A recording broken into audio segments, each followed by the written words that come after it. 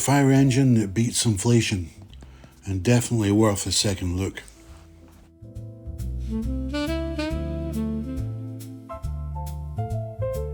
Today we're going to be looking at a small mini-series, but I'm going to be talking about emergency service vehicles or fire appliances. And this one, as you can see on the base here, is a Bedford TK fire appliance. And this is under the Atlas editions made by Oxford Diecast for Atlas in the 2010s.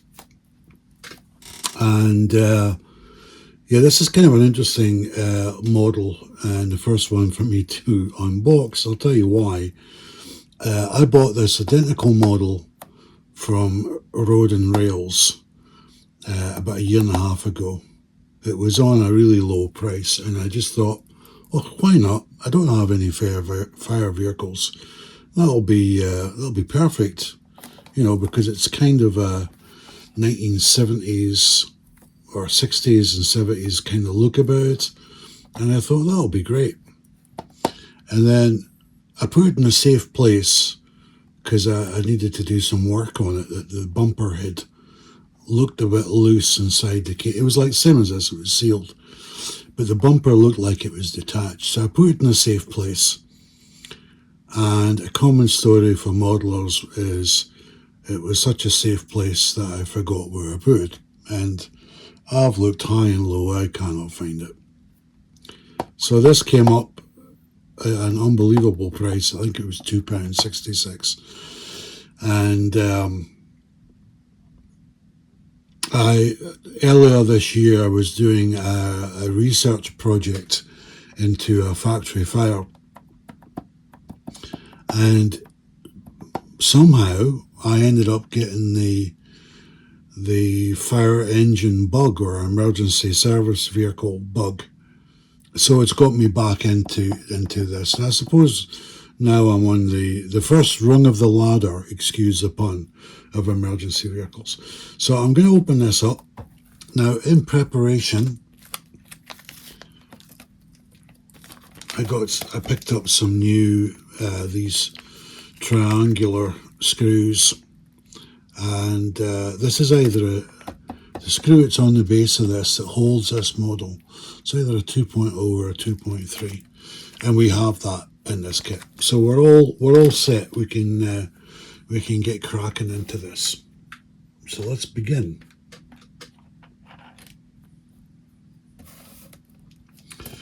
Now this model would have come out around 2013, 2014. If I'm wrong about the date, I'll post it up on the screen.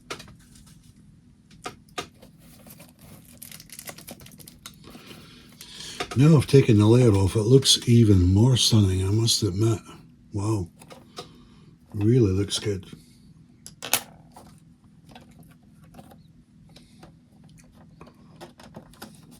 There we go, that opens up easy enough. The box is certainly very pristine. The guy that obviously had this before really looked after this, stored it in good conditions and everything. Like, the box doesn't show any signs of deterioration whatsoever. Okay, so that's that bit.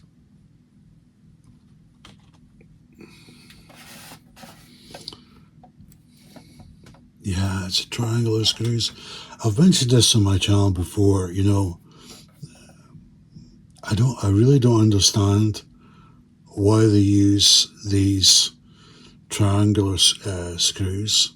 I'm sure these screws have got a technical name, but these are really for security applications, like a fire alarm in your house. The security panel, to get inside it would have these screws, right? Or a CCTV camera type of thing. I just find it very strange that a factory in China would use that to secure this model down. I don't know. Maybe it's just me. I just think it defies logic, personally speaking. Let me know in the comments your thoughts on that. Maybe there's a particular reason why that is the way it is. Well, that's certainly too big. I thought that was a 2.0, but well, we're way off the mark. Way off the mark with that one. Well, this is the smallest one. This could be outdoing us here, folks. If this doesn't fit, we're scuppered. Oh, thank goodness, that is the one. And that's the smallest size in the kit. I don't know if you can quite see that on the camera, but that says 1.8. So, for those of you at home that haven't opened up your model yet, or didn't have the right tool, these things, by the way, I picked these up recently from Amazon. Not that I'm sponsored by them, but it's $4.99 for a set of 5, is it? Maybe? Let's just check how many you get in now. Yeah, a set of 5. So it works out a pound each, and they're also long reach, because the set I had before, which, trust me, I've misplaced it. It was short reach, and I prefer this actually, because you always get that odd model where it's tucked down in a very narrow space and you can't reach it. So this is the one I went for. All right, switch it into reverse.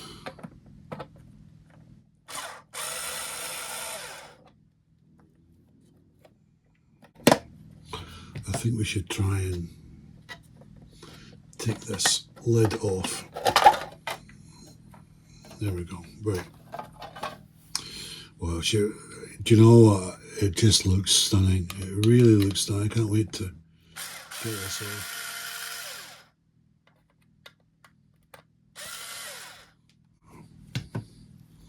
And immediately, as that fire engine releases and falls into your hand, you feel that die-cast weight. Wow. Do you know what? I'm going to get excited here about a very cheap model. So there's an advance warning. So I think I'm going to throw these screws because I'm really not a big fan of them. Or should I? Should I, from a collector's point of view? Oh, I'll tell you what. I'll keep them inside I'll keep them inside here. So I'm just putting this from a collector's standpoint.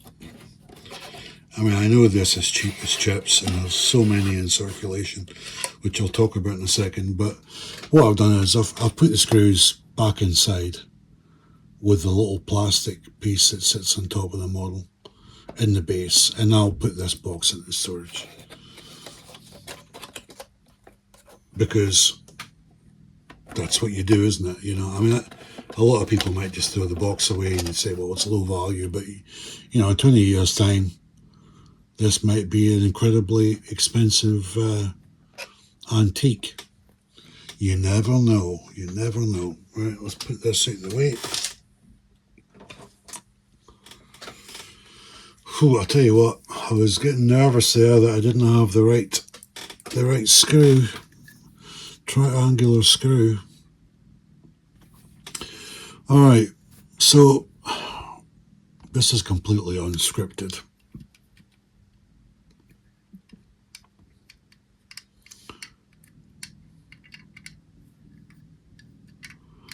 Well, I'll tell you what, I am very impressed with that. That is,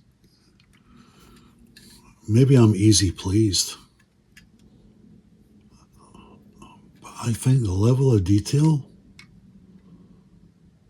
and the size of that, wow. Well done, Oxford. I mean, there's no point in saying well done, Atlas, because Atlas were just selling it through a subscription thing. It actually, when all this was kicking off, This started around about 2010. And it was through these shopping channels, I believe. I was working overseas at the time, so, this was all over my head. I didn't know what was going on with this.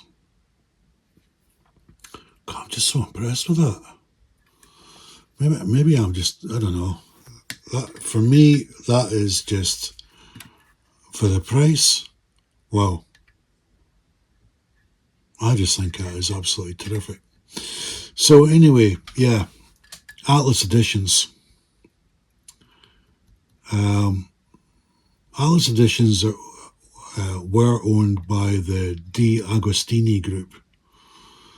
And the whole concept of Atlas Editions was that they would use the tooling from die-cast models and then sell them through a subscription type program, where the first one would be, I don't know, like £1.99. People would buy into that and get hooked into the subscription program, and then the following models would be £15 or £20 or whatever the deal was. That's kind of how it worked. And the first model was, I'm trying to remember now, what was the first one? I'll put it up on the screen. I don't have the first model. This one here, this is the Bedford TK Carmichael, and delivery on this is, it's a place in Wales. I can't quite see it, but I know that I'll probably pronounce it wrong anyway, so I'll put it on the screen. I don't want to offend my Welsh brothers and sisters. And it's got the little crest on here.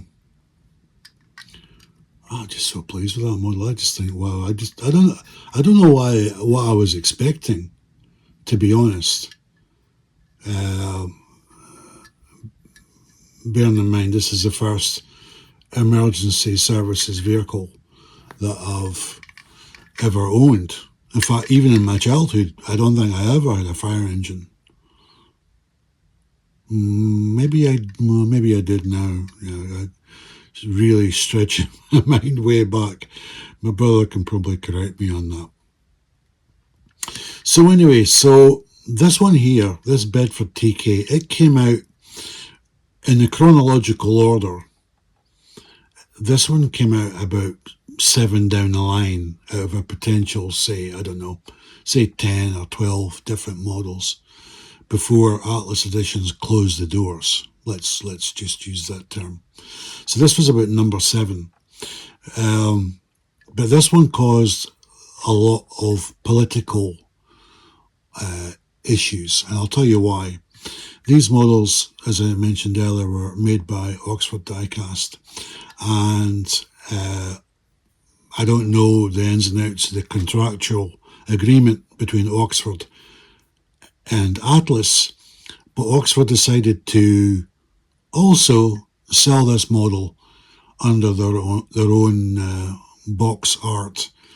So exactly the same Welsh Bedford fire engine was launched by Oxford, and I think it was just ahead of the release of this model by Atlas. Well, you can imagine Atlas weren't too happy about that, and obviously there's a lot of toing and throwing and legal stuff getting thrown at each other, and the business relationship basically ended. And so Oxford were selling this model and Atlas was selling this model, but Oxford got the jump on Atlas. So there was a huge amount of stock unsold with Atlas, and that therein lies the reason why this model is quite plentiful on the second-hand market. When Atlas was just in the final part of the operation, they dumped a lot of these models on what I would call box shifters, companies that were specialised in moving a lot of scale models, like Hattons would be a great example. Hattons, of course, are no longer, and a lot of Hattons was bought out by Rails of Sheffield. And then Hattons would have sold these things on like £3, £4 at a time. So some of you at home may have models, this exact model or models like this from Atlas that you may have bought from Hattons for those bargain prices. But yeah, so the other part of the story was another reason why this isn't the first one in the series is, I mentioned it earlier, I bought one from Road and Rails and I put it in a safe place. I couldn't find it again. And my mate said to me, yeah, that's what you call the house gremlins, you know, taking a model and you never see it again. And do you know what? I wish that was the only example I could give of a model that's went missing, honestly. The worst one that still bugs me to this day, quick story, is a Hornby, I think it's a class 25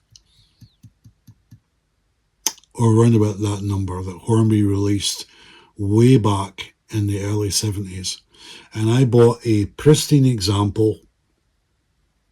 It was really good condition. It arrived safely and everything. I put it to the side and I've never seen it since. I've never seen it since.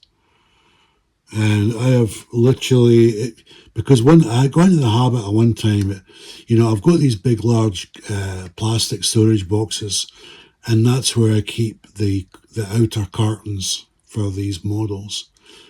And I thought, do you know what? Maybe when I was clearing up, I put the Hornby model in that storage boxes with a mind to, oh, I know it's there, I'll get back to it. But I've went through looking for that and I couldn't find it. Anyway, yeah, very impressed with this. The other thing that I had an idea with was on the back of here, there's a lot of molded details for what would be the dials or whatever.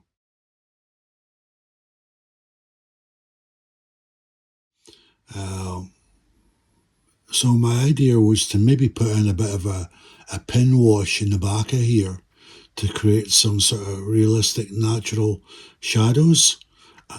I'm still in two minds whether I do that or not. Because there's a lot to be said for keeping a model like this absolutely pristine. Because once you start weathering things, people in the second-hand market, they're not interested in it. They're really not interested. I mean, I'm not. When somebody weathers up something, I look the other way. Weathering and that type of stuff is very subjective, what a nice weathering project is to one person is a disaster to another. But yeah, I'm going to summarize this, just give a quick overview on do I think this is worth it and give it a score. Because I'm also building a fire station as well, and she's not quite ready yet. So we'll end this episode on do I think this model is worth it? Well, what did I pay for this one? £2.66. You can't get a coffee at Starbucks or Costa Coffee or Cafe Nero for that price now, I don't think. And, we're living in a day and age, cost of living crisis and all the rest. And, some of you out there won't mind paying £200 or £300 for a model train, but it's been getting quite ridiculous for quite some time. So to have another stunning scale model transport piece like this for just throwaway prices, and I'm quite taken with this. So I would certainly recommend this if you are interested in putting a fire engine on your scale model layout, or if you're into emergency vehicles, emergency service vehicles, or if you were thinking about getting this one, if you're going to get it for a low price, and I would say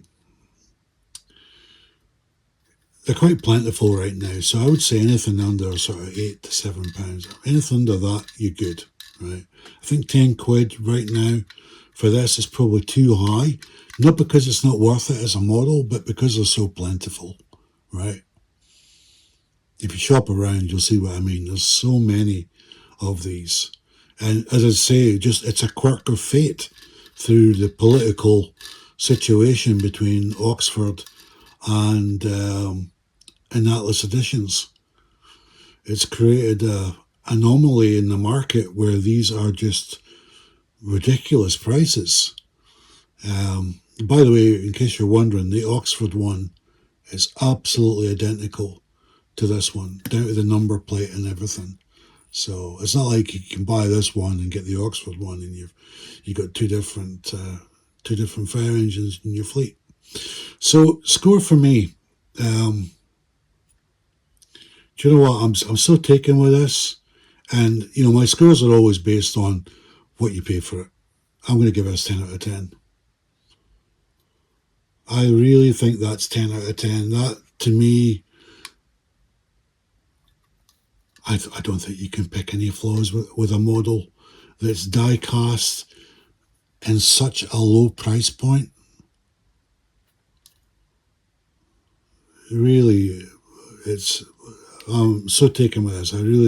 I can understand now why the emergency vehicles are so popular with so many collectors. They really have a unique following. I don't know if it's quite as big as model rail, because I know there are model rail collectors like me that also collect fire engines, but fire engines, I mean, they've got such a massive following, really.